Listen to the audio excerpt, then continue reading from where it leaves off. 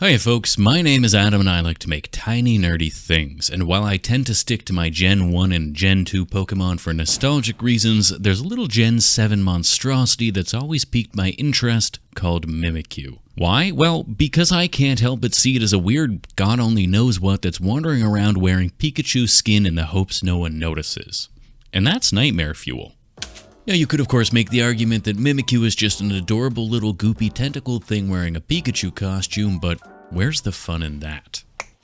No, I'd like to imagine that it's a weird crab-like monstrosity that, much like a hermit crab wearing the best seashell it could find, it chooses to wear the skin of its slain victim as a means to pass by unnoticed. So to that end, I'm going to start building my Mimikyu by making 6 long, creepy legs wrapped in wire and aluminium tape with a big, creepy earwig tail on top.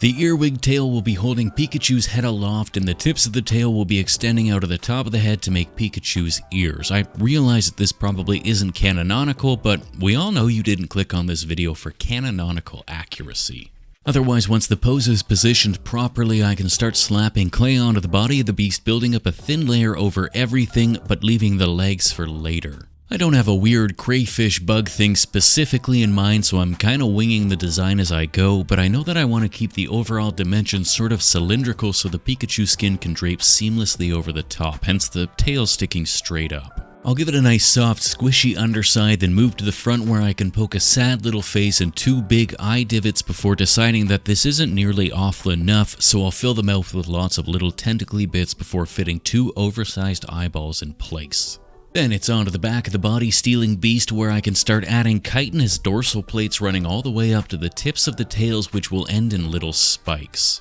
I'll come back and refine the shape of the plates to make them look a little more natural, then it's into the oven to bake before beginning the inlegging process, which I'll quickly realize would be a hell of a lot easier if I pulled the legs straight. Now with the legs less bendy, I can start to cover the wire in a very thin layer of clay, regretting my decision immediately to cover them in tape since it's making smoothing them out an absolute ball ache, but not so much that I'm willing to take the time to remove the tape in the first place. Otherwise, I can bend the legs back to their original position and add some little separations between the segments, and that's my Mimikyu body all but done, so it's time to make a head.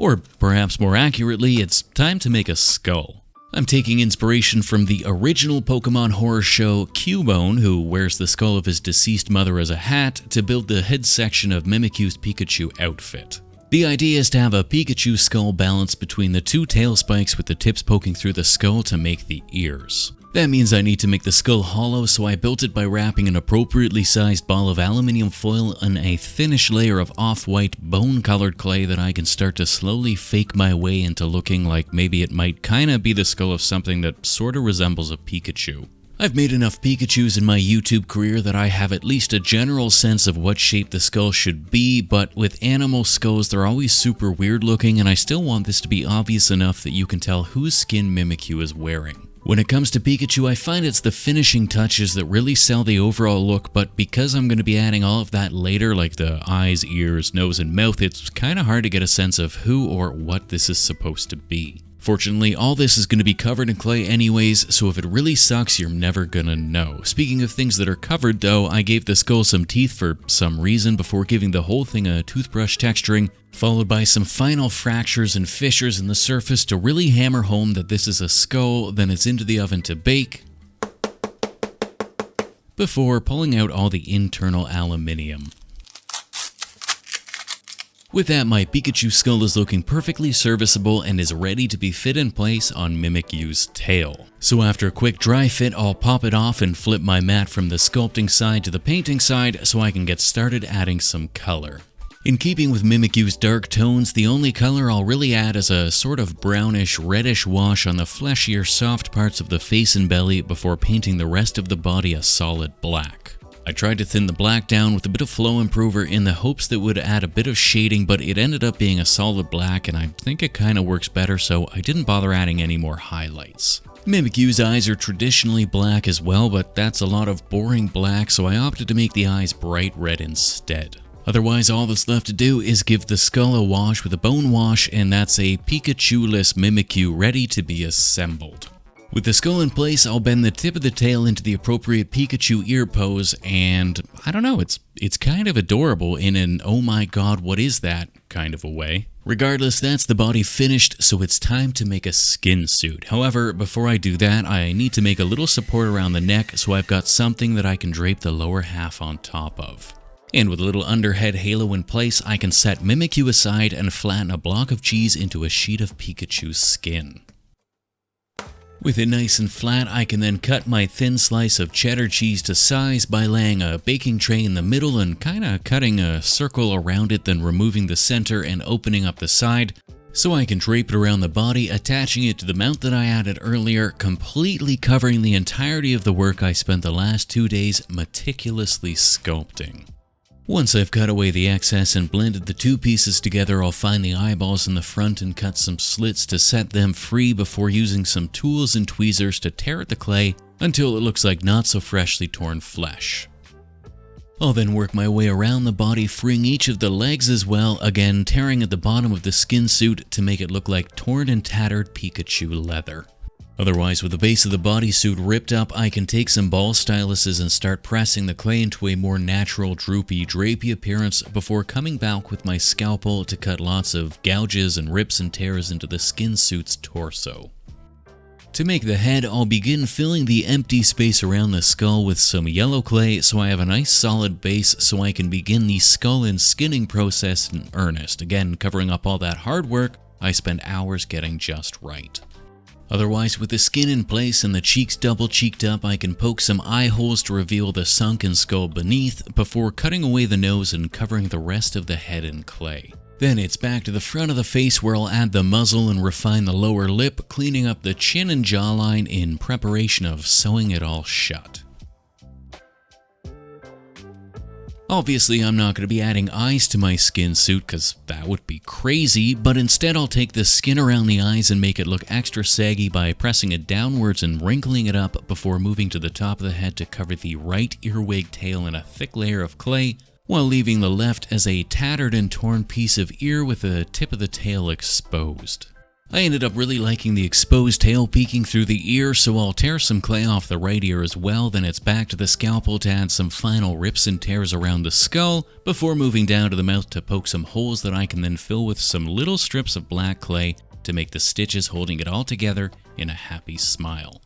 Last but not least, I need to add some torn skin around the shoulders where the arms would have been, and that's my yellow skin suit sorted out and ready for a glow up. I've mixed some bright yellow paint with a whole lot of white to create a washed out pale yellow that I'll stipple aggressively around the body to add some texture and color variation, repeating this process with an even lighter shade, focusing on the larger surfaces. I'll then stipple a couple shades of red under the cheek to make the red Pikachu cheek dots before spinning the whole sculpture around to paint the back and tail, one of which seems to be suspiciously absent. To make my tail, I'll take that original yellow and pinch and roll it into a flat wormy dealy that I can then bend and twist into a wonky lightning bolt that I can then stick onto the back of my Pikachu skin suit, blending it into the already existing body. Once I've cleaned up the shape, I'll add some little yellow pustules and poke some gnarly dots around the area to make it look extra gross before removing the back end of the tail where it's been dragging in the dirt. With that, I can toss the whole thing into the oven to bake once again, not being overly concerned when the tail falls off halfway through the baking process. If anything, it'll make it easier to paint the tail with the washed out yellows and bring all the colors together, letting some glue help keep it in place later. With that, I can finally add the brown stripes to the back of the skin suit as well as along the base of the tail, and that's the base coating done, so I can finally set it all aside and mix up some battle damaged colors. I want these paints to mix and blend together freely, so I'll start by filling my trays with a couple drips of retarder, which will keep the paint wet longer before adding some purple, red, pink, and a squirt of water. Then all that's left to do is add the paint to the plethora of rips and tears and damaged sections of the skin. The retarder will keep the paint wet longer, but I'll still work in sections starting with the head, adding purple to all the damaged bits, before coming back with the red to mix in with the purple, followed by a final, lighter touch with the pinks over top. While I wait for that to dry, I'll work my way around the body damage, doing the same thing with purples, reds, and pinks, slomping it on thick so that it can mix together and create some really gnarly shades and textures. Finally, to bring it all together and turn the harsh lines around the edge into bruises that spread out to the rest of the body, I've dipped a makeup sponge in a bit of isopropyl alcohol that I'll use to dab and press the paint around. The alcohol will loosen the paint up and remove the larger deposits, while the dabbing with the sponge should help to redeposit the paint in very thin layers around the rest of the skin. I think this works wonders to create some really natural looking bruising, and it's incredibly easy to do, which, when it comes to painting, for me at least, is the single most important part of any technique. With the lighter tones done, I can paint the tip of the still attached ear black, followed by a couple shades of darker grays stippled over top before touching up all the bits of black clay that I've inevitably painted over with whatever bits of color I've been haphazardly throwing around. Finally, I'll touch up the eyes with a couple coats of bright red to help them stand out against the gnarly, bruised and battered skin surrounding them. A couple little white dots will give them a fake shine, and a coat of high gloss varnish will give them some real shine, and that's us done here, and on to the glamour shots.